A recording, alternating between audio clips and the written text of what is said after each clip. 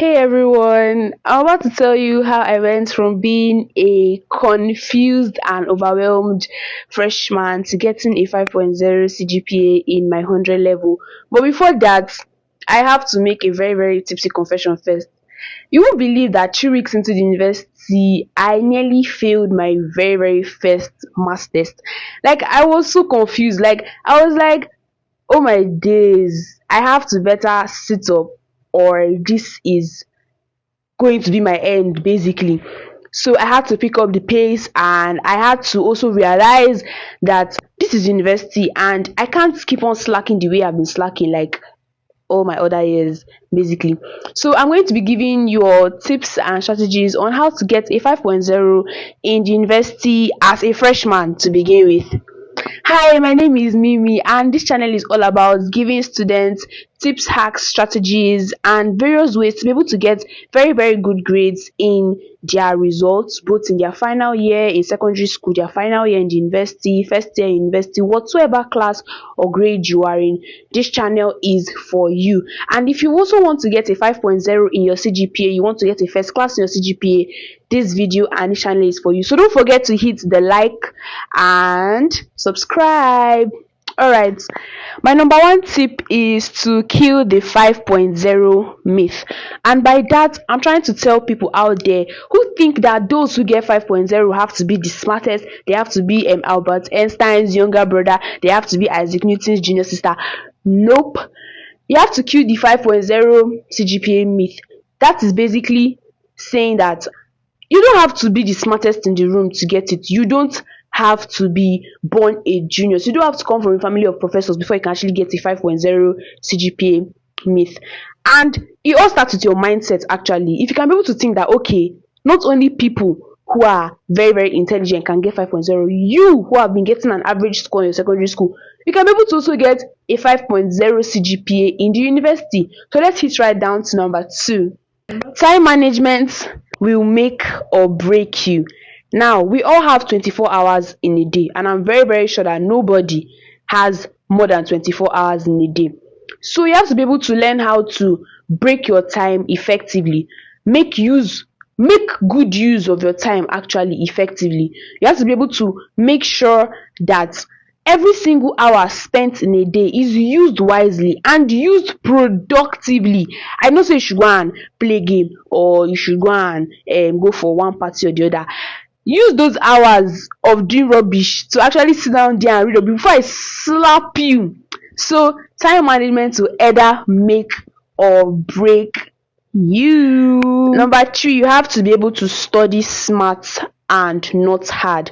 I get everybody says study hard, read your books, read 18 hours a day. Shut up. You read effectively, study smart, read like you actually mean it. I know say you should go and be studying every single hour, no break, because let me tell you one truth that like we all know from our primary school days. All work without play makes Jack a dull boy. So you have to understand that. So you have to be able to study smart and not study hard. And by study smart and not study hard, I mean active recall, use spaced repetitions, use sticky notes if you have to, use mnemonics, use anything that you have to use to be able to help you remember more. You don't have to always read your books every single minute of the day, every single hour of the day, or even reading under the sun. Like, who does that? Not me. Number 4 is choose your circle wisely. I cannot overemphasize on this. Choose your circle wisely. Now, in the university, during like my first 1 month or thereabout in the university, I used to hang out with almost everybody. I used to study with almost everybody. But then I now realize that not everybody even wants to study. Some just want to gossip with you and waste your time, like I talked about in number 2.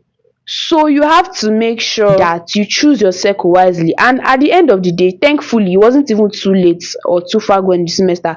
I found just 3 people who actually have the same goals with me, who were in the same department with me, and we're able to share notes together, quiz ourselves, do past questions and all of that, which actually helped us and which is still helping us to be able to get the grades we want.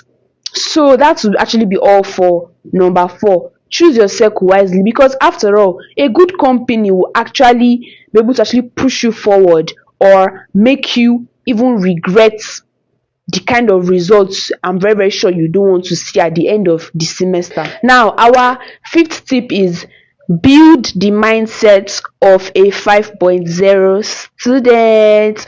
Everything starts from the brain. Let me tell you, everything starts with your mindset. And if you're able to actually build a 5.0 CGPA mindset at the beginning of the semester, I promise you, at the end of that semester, you're going to be so happy with the kind of results you have, and you'll be like, oh my days. So everything actually starts with the mind. Now, I am a full Christian.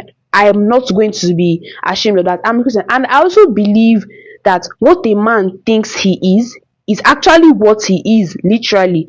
So if you actually have the mindset of, okay, I'm going to get a 5.0 at the end of this semester, and you actually work towards getting that 5.0, then be rest assured that you are going to get the 5.0 that you want.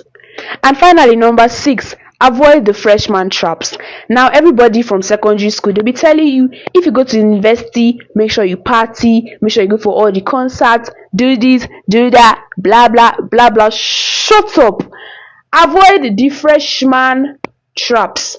Now, 100 level is basically the starting point of your life, and I know that every single one of us want to be able to start our foundation well, because after all, if the foundation is not set, then how will your other building blocks on top actually progress and be strong? So you have to be able to make sure and use your brain to know that, okay, I know that, okay, I want to get a good result, but I also want to enjoy a foundation well, because after all, if the foundation is not set, then how will your other building blocks on top actually progress and be strong? So you have to be able to make sure and use your brain to know that, okay, I know that, okay, I want to get a good result, but I also want to enjoy a little bit. So in that case, you use number 2 hack, which is the time management part. And I talked about having to be able to split your day into 4 hours in a very, very productive way, basically. So basically, you don't have to go for all the concerts, you don't have to go for all the parties everybody is going, you want to go. Make sure that you have a focused mindset. Make sure that like you know what you came to 100 level to do. And that's basically all the 6 tips I have for you this morning. I'm going to be bringing up more in my subsequent videos, and I'm going to tell you the exact same steps I used to be able to achieve every single thing that I've actually been able to achieve so far in my life.